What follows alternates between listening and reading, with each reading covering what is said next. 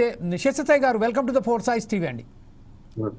Yeah, ఇప్పుడు ప్రస్తుతం ఏదైతే మనం చూస్తున్నామో బీజేపీ ప్రభుత్వం ఢిల్లీలో రాకమునుపు ఒక మాట అన్న తర్వాత బీజేపీ గద్దెకెక్కిన తర్వాత ఈ రోజు ఒక్కసారిగా 50 రూపాయలు పెంచుకుంటూ పోయింది, కమర్షియల్ కూడా పెంచుకుంటూ పోయింది, డీజిల్ పెట్రోల్ కూడా పెంచుకుంటూ పోయింది. ఈ విషయంపై బీజేపీ ఏదైతే ద్వంద్వ వైఖరి వ్యవహరించిందో దీని విషయంపై మీరు ఎలా స్పందిస్తారండి?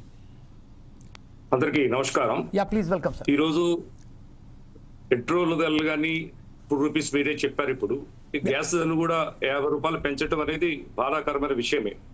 కాకపోతే ఇది నరేంద్ర మోడీ గారి ప్రభుత్వం. ఈ ఎన్నికలు, ఢిల్లీ ఎన్నికలు, మహారాష్ట్ర ఎన్నికలు, హర్యానా ఎన్నికలు సంబంధం లేదు. రేపు వచ్చే మరి బీహార్ ఎన్నికలు, పశ్చిమ బెంగాల్ ఎన్నికలకు కూడా సంబంధం లేదు. ఇది పెంచింది బాధాకరమైన విషయమేనా? ఇది మీకు అందరికీ తెలిసిన విషయమే. అంతర్జాతీయ ఒప్పందాల ప్రకారం చమురు ధరలు అంతర్జాతీయ బెంచ్ మార్కెట్ ధరల కంటే తక్కువ ధరలకు ఎల్పిజి గ్యాస్ ఈ రోజు మనకు ఉన్న కారణంగా దాదాపు మన చమురు ధరలు ఈ రోజు 43,000 కోట్ల రూపాయలు నష్టాలు చూస్తున్నాయి.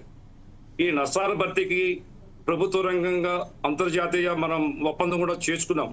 ఆ ఒప్పంద ప్రకారమే ఈ పెంచడం అనేది జరిగింది. ఇది కూడా మరి 50 రూపాయల నామమాత్రం. మరి పేదలకి ఇది పెంచినా మన గ్యాస్ ఉచితం కానీ గ్యాస్ సిలిండర్ కూడా ప్రభుత్వం ఇస్తుంది. ఇది కూడా ప్రజలు అందరూ కూడా అర్థం చేసుకుంటారని మేము భావిస్తాం. కాదు సార్, ఇప్పుడు ప్రస్తుతం ఏదైతే మీరు అన్నారో చమురు ధరలు తగ్గుకుంటూ పోయాయి కదా ప్రపంచవ్యాప్తంగా.